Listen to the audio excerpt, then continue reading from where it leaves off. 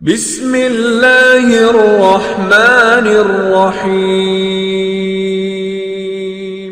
سرگوشی کے تعلق سے یہودیوں کو نصیحت دی، منافقین کو نصیحت دی، ان کو ہدایت دی، اور اب مسلمانوں کو اللہ تعالیٰ ہدایت دے رہے، نصیحت دے رہے کہ سرگوشی کے تعلق سے آپ کا کردار کیا ہونا چاہیے۔ یعنی سرگوشی کر سکتے ہیں لیکن شریعت میں اس کی حدود ہے۔ مثلا نبی علیہ السلام کی ایک حدیث ہے، یعنی کیا مثالی معاشرہ آپ نے قائم کیا۔ صحیح بخاری کی حدیث ہے یہ، فرمایا کہ اذا کنتم ثلاثہ فلا یتناجى اثنان دون الثالث الا باذنہ فان ذلک یحزنہ۔ جب تم کسی مقام پر 3 بندے بیٹھے ہوں، 3 بندے، تو ان میں سے 2 بندے سرگوشی نہ کریں آپس میں، تیسرے کو چھوڑ کر۔ تیسرا موجود ہے، اس کی طرف آپ کی کوئی توجہ نہیں، اور آپس میں آپ سرگوشیاں کر رہے ہیں، سرگوشی نہ کریں، روکا گیا۔ الا باذن، اگر کرنی ہے تو اس کے اذن سے کریں، اسے اجازت لے لیں کہ بھائی ہم نے ایک آپس میں پرائیویٹ بات کرنی جس کا آپ سے تعلق نہیں ہے، اس کا ہم سے تعلق ہے، اگر آپ کی اجازت ہے تو تم بات کر لیں۔ اگر وہ اجازت دے دیں تو پھر وہ 2 بندے سرگوشی کر سکتے ہیں، اور اگر اجازت کے بغیر کریں گے تو فَإِنَّ ذَلِكَ يُحْزِنُهُ، تو یہ بات اس کو دکھ دے گی، وہ سوچے گا، پریشان ہوگا، کیا باتیں ہو رہی ہیں، کوئی میرے خلاف سازش ہو رہی ہے، طرح طرح کے وسوسے شیطان ڈالے گا، اور شیطان دشمن ہے انسان کا، ایسے موقع سے وہ ضرور فائدہ اٹھائے گا۔ تو رسول اللہ صلی اللہ علیہ وسلم نے ایک بڑا پاکیزہ معاشرہ قائم کیا، حتیٰ کہ سرگوشی کے تعلق سے بھی احکام جاری کیے، اور اللہ تعالیٰ یہی نصیحت فرما رہا ہے، یا ایھا الذین آمنوا، اے ایمان والو، یا ایھا الذین، اے وہ لوگو، آمنو جو ایمان لائے، اذا تناجیتم فلا تتناجوا بالاثم، جب تم آپس میں سرگوشی کرو تو نہ سرگوشی کرو گناہ کی، بالاثم گناہ کی یا کسی ظلم کی، بل عدوان، نہ کسی زیادتی کی، بمعصیت الرسول، اور نہ ہی رسول کی نافرمانی کی۔ مانا سرگوشی کر سکتے ہو اس حد بندی کے ساتھ جو حدیث میں کیا ہے، 3 افراد ہوں سرگوشی نہ کریں، تیسرے کو چھوڑ کر۔ اگر کرنا ضروری ہے تو اس تیسرے سے اذن طلب کر لو، اجازت لے لو، پھر کر لو۔ یہ تو بات ہوگی ایک طرف۔ اب جو سرگوشی کرنی ہے وہ کیسی ہو؟ وہ گناہ کی نہ ہو، معصیت کی نہ ہو، اور وہ کسی پر زیادتی کی نہ ہو۔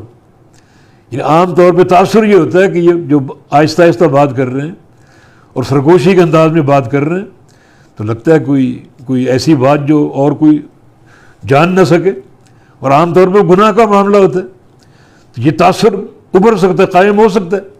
لہذا اس کے سد باب کے لیے اللہ تعالیٰ نے ہدایت جاری کر دی کہ کبھی گناہ کی سرگوشی نہ کرنا، اور کبھی رسول کی معصیت اور نافرمانی کی سرگوشی نہ کرنا، بلکہ کیسی؟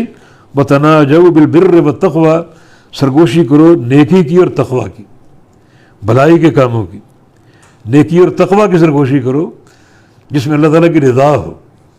اللہ تعالیٰ ہر بات سنتا ہے، ہر آواز کو سنتا ہے، ہر فعل کو جانتا ہے۔ اب اگر سرگوشی کرو گے دوسرے لوگ نہیں سن سکیں گے تو اس کو اب عافیت نہ سمجھیں، اللہ تو سن رہا ہے، اللہ سے کوئی اوجل اور مخفی نہیں ہے۔ تو اگر وہ گناہ کی سرگوشی ہوگی، معصیت کی ہوگی، تو اللہ تعالیٰ اس کی سزا دے گا۔ یعنی یہ معاملہ ہلکا نہ لو، یہ معاملہ سنگین ہے۔ تبھی تو اس مقام پر اتنی تفصیل سے سرگوشی کے احکام جاری ہوئے، اور اللہ کے پیارے پیغمبر کی ہدایات بھی موجود ہیں۔ تو فرمایا کہ جب بھی سرگوشی کرو، نیکی کی کرو اور تقویٰ کی کرو۔ فرمایا کہ فاتقوا اللہ الذی الیہ تحشرون، بہت بڑی تنبیہ ہے یہ، ڈر جاؤ اللہ تعالیٰ سے۔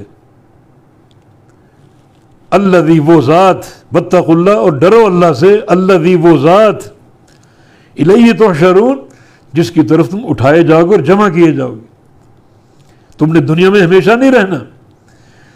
اب جو سرگوشی کرو گے اللہ تعالیٰ تمہیں اٹھائے گا، جمع کرے گا، سامنے کھڑا کرے گا، اور اس سرگوشی کا حساب لے گا۔ اگر سرگوشی تقویٰ اور نیکی کی ہے تو اس کا اللہ تعالیٰ کے یہاں صلہ ہے، اچھی جزا ہے، اور اگر وہ سرگوشی زیادتی کی، ظلم کی اور گناہ کی اور رسول کی معصیت کی ہے تو اس کی سزا ملے گی۔ تو الیہ تحشرون میں ایک بڑی سنگین قسم کی تنبیہ ہے کہ تم اس کی طرف اٹھائے جاؤ گے، جمع کیے جاؤ گے، اللہ کے سامنے تم نے کھڑا ہونا ہے اور ان مجالس کی سرگوشیوں کا حساب دینا ہے۔ تو اگر یہ سرگوشی نافرمانی کی ہوگی تو اللہ تعالیٰ حساب لے گا اور اس پر عذاب دے گا، اور اگر نیکی اور تقویٰ کی ہوگی تو اللہ تعالیٰ اس پر راضی بھی ہوگا اور اس کی اچھی جزا بھی دے گا۔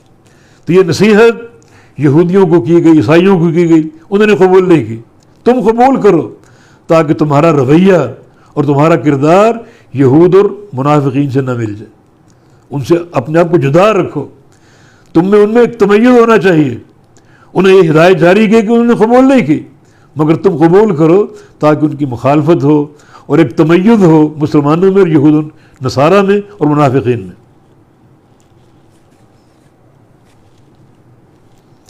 تو چونکہ یہودیوں کی اور منافقین کی سرگوشی گناہ پر مبنی ہوتی تھی، معصیت پر ہوتی تھی، تمہاری سرگوشی گناہ پر نہ ہو تاکہ وہ کردار تمہارے اندر نہ آ جائے، اور یہود کی پیروی کی خصلت مذمومہ تمہارے اندر نہ پیدا ہو جائے۔